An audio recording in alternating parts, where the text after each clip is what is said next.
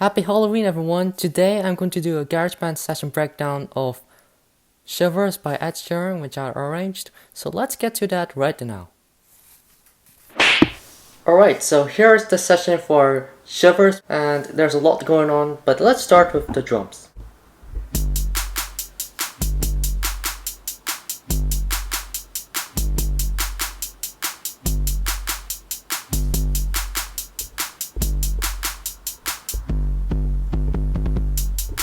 Alright, so let's start with the 808 drum, and then let's go up to down.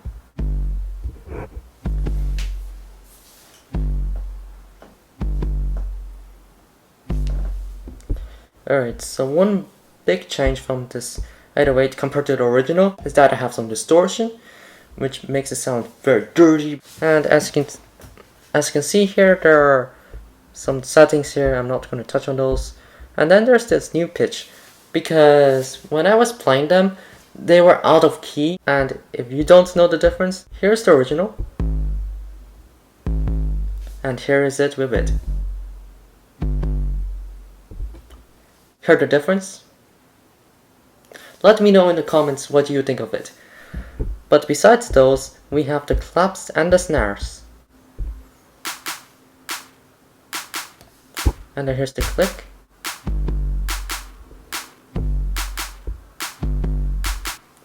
So the claps is playing like this.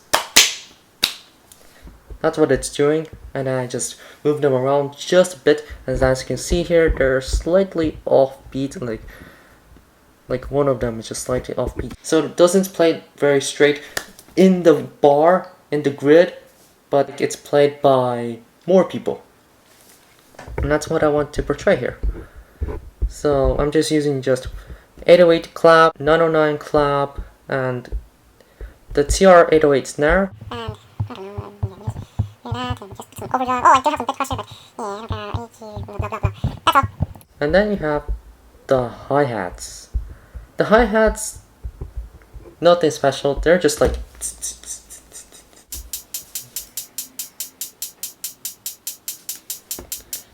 I mean, they're very calming. I'm not gonna touch deeper on those. And again, they're just slightly offbeat, so that's just played by more people. Moving that to the side, we have the thing that starts the song, which is the strings picked staccato. I don't know who played it. I guess it would be the violin. They're just playing pits.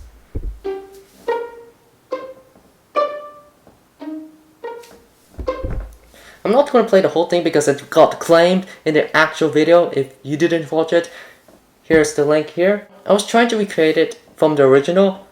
I couldn't because I'm not very great. But here's what I have so far. So I have some compression. I have some parametric EQ so I can eat out the worst frequencies. And yeah, that's it. I should have done more distortion, but I was trying to recreate, and I thought it sounds super clean. Next is the acoustic guitars. I have 4 of them, but they're just for different sections. Like, I'm trying to get close to the mic here. 2 of them are for the left and right channels. There's not too much difference compared to the 2. Like, there may be some change, like in maybe like the EQ, but that's really much it. Because the verse is not very prominent in the mix, I want it to be like more in the background, whereas the chorus I really want to be forward. And here's how it sounds. And then here's the chorus part. So when you hear these two, you hear the difference, right? Like here. The highs are not very clear. Here. You hear the difference? You hear it? Good. Next is the bass. And then for the bass, I basically copied from the original recording. Although I don't have, like, I don't know, Pro Tools or so, I tried to recreate my best. Here's the 808 bass.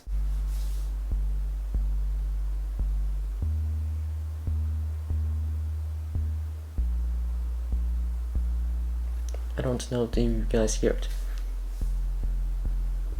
And then there's the P bass. I'm pretty sure that in the original recording, they used the P bass for the majority of the mix, and I also think like the chorus was short.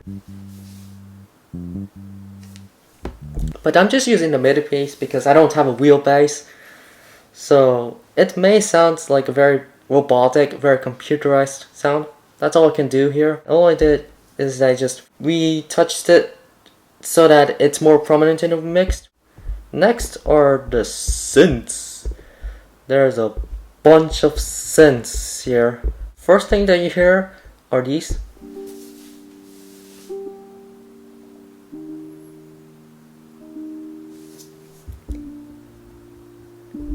So these two are soft analog, and they're just playing very simple chords, nothing too crazy. It's just the simple 4 chords that destroyed pop music. This one I was just playing like guitar parts. I don't think in the original they actually use synths, but I added them there so that you have like some atmosphere when you're hearing the song. I panned them slightly left to right so you can differentiate the two, you know? Next is the dark textures. Let's hear it itself.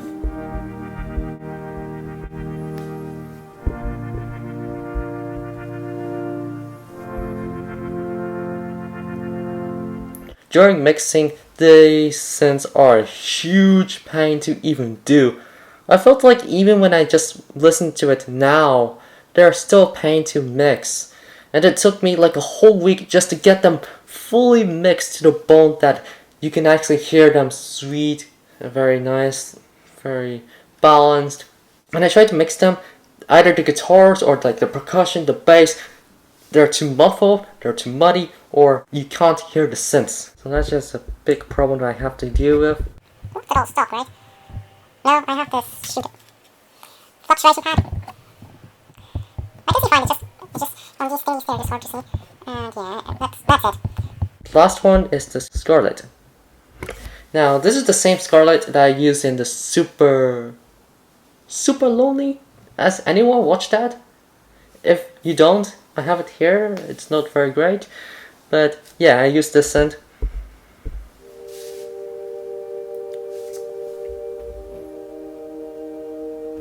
I don't think they can copyright the chord progression, right? Because otherwise that's just a very bogus one. Now all I was trying to do is to do this like kind of like a vocal texture that rises during the chorus and stuff. I was trying to recreate that, but again, I don't have the skills, or maybe the plugins. So, next one is the Motown revisited crash sound. That's just the crash sound. Yeah, it just sounds clean. I did raise them up. I did put a bunch of reverb. As you can see here, I'm just using the club one because the song is supposed to be in the club, right? And then we have the vocals. And then we have like other things. But let's start with the vocals. If I play like 6 to 10 seconds of vocals, I'm worried that I'm gonna get a claim on it. So here's this vocal track. Tastes like yours. Now this is a very big change from my last session breakdown, which was Bad Habits, which you can link here. And from that session, I did a lot of changes. I started watching this YouTube video, which I don't know if I can actually link it, but if I cannot, I can link it in the description, where it just tells you how to like start mixing your vocals so it sounds really good. And I was just following that. So what I learned from the video is that I use compression. I kind of know how it works, but I'm starting to get the hang of how it works now. Like what the threshold does, the attack, the ratio, even the gain. The noise gate, I actually kept it very kind of severe because this room, it has very little noise treatment. Then you have the high pass filter, which is what I learned from the video. And as you can see here, I cut it off at 80 Hertz. Even though in like the preset, it's like 3000 Hertz, something like that. And then I just give the resonance to 2.5 decibels. I do the parametric EQ. It's not what I learned from the video. The video actually uses GarageBand or Logic, but those are like the Mac versions. Because here, I cannot do like really tight very precise EQ things. Like I can only do this, so I have to use the parametric EQ to do this kind of stuff for me. That's pretty much it for the verse. I'm not gonna dive deeper into this one. It's like unnecessary. I was trying to make my lead vocal sound bigger. Ooh, I love it when you do it. So here's the chorus vocal. This is the lead vocal that you hear like prominently throughout the song. I do use auto-tune now. I use enhanced tuning. Now there's no auto-tuning in GarageBand as far as I know, but there is enhanced tuning, which basically just tunes your vocals to like whatever pitch that is the closest. Sometimes it's like really poor, but here I try my best to sing in pitch, and it does much better. Now to see here, I'm just using the same like presets, the same stuff. But I did have a very strong noise gate at -20 decibels just to make it sound clean. Although my voice doesn't really sound much clean. Here's another track. So here's this thing called extreme tuning. Now I started just to use the clean audio plugin from the audio recorder, not like the preset vocals, because they just changed the tone so much that I really don't like them anymore. So that's what I use now, and I basically use the same thing for like all the other tracks, except that I make them quieter, and I also pan them left to right at different rates. So like this one is slightly to the right, slightly to the left, very slight, and then this one's like dead center because it's the lowest vocal. And I just like to go accommodate different ranges. Like the more farther it is, the higher the pitch goes when it comes to the vocal performance. And as far as I know, they are all using like pretty much the same vocal presets, although I did have slight changes on the EQ just to like accommodate the different pitches, because like when you sing at different pitches, especially when you sing lower, the frequency gets lower. Like you're singing at like 200 hertz, something like that, so you have to readjust your EQ to accommodate that compared to when you sing higher. That's like the direct opposite of it. And then for this one, I actually have some automation because there's like big voice spots. Like here it is. Look at this. It's actually more prominent in the lead vocal. Like here, see that? If I didn't mix it, it's just going to clip. And I'm not like clipping. I have it a Right there.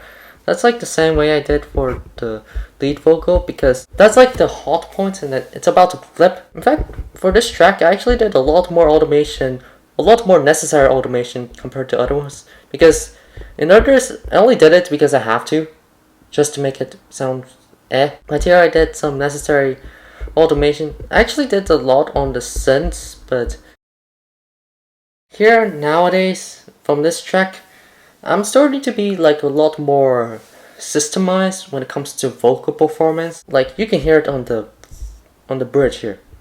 You burn so hot, you make me shiver. I'm singing now in dirts, and it just sounds a lot more pleasing to listen to compared to like singing in different intervals. It's just a pain to like listen to.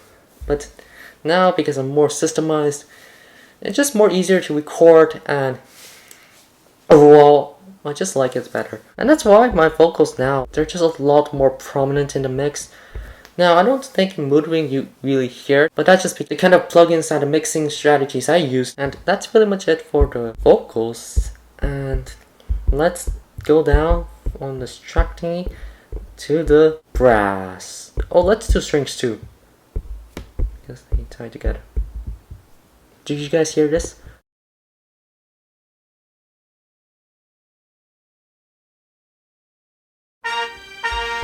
Did you guys just hear this?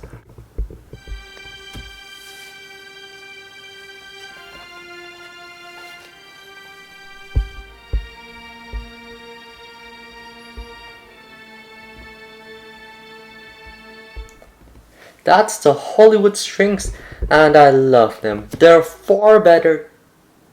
I don't care, but they sound way better than the string sustain. They sound far better. They don't really replace real strings. They won't do anytime soon, but they just sound so good. Or stock plugin. And they really work to like give you this energy. That's just how it works in pop music. And then here's the brass sample. And now I'm gonna play it with the strings.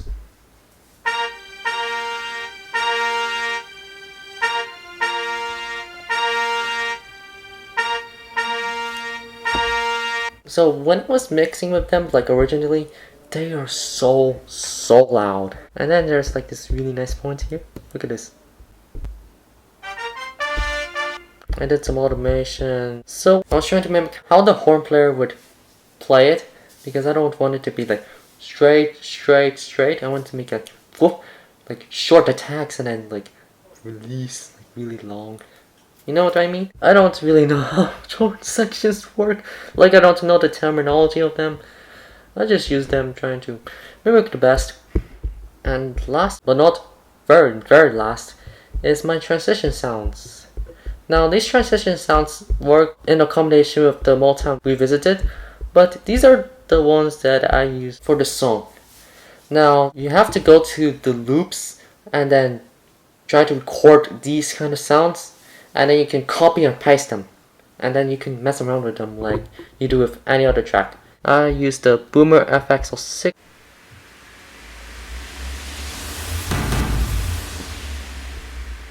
Here's the change I did for like this one.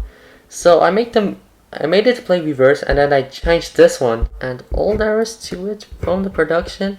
Oh wait, I have this. The mighty FX. Now the FX is a really cool instrument to have. It's like a very DJ-esque thing. So in the FX you have like lots of controls. Yeah, I already covered that in the Super Lonely video. Like like short pauses, and I was just using this, like to give you this boom boom boom, like trying to give you this energy compared to like without it. I mean, it sounds fine with it without it, but I just really enjoyed with it because it just gives you like this energy. It does kind of stops the vibe. It's kind of like messing in the tempo. It's not used in the original, but I like it a lot. So after mixing, what I did is I just bring it here and then actually lowered it to like 6 to 10 decibels minus, so that it's really quiet when I was hearing, like when I'm at this volume, which it's like 80-ish decibels in my ears, and I just kept it standard. I didn't touch anything other than like the peak limiter, and then even the EQ. I did touch on that. EQ, I also touch on that. Compression, I don't touch on that. But what I did use the most is the peak limiter, which is just like bringing your mix louder. Which in my case, it doesn't really bring it louder, as far as I know. But that's just me, because I'm just worried that it's just going to hurt my ears. And also I just wanted to make it sound very balanced. I just don't want it to sound compressed. So that is it. This is my session breakdown from top to bottom, all the instruments, all the stuff. It's like 32 tracks. It's so big that GarageBand won't allow me to add more. And let's go to the outro. Thank you guys for watching this video. If you enjoyed this video, consider watching my other videos at the card right here. And please subscribe and turn on the notifications so you won't miss out any videos like this. And that's it for this video. I'm going to see you guys in the next video.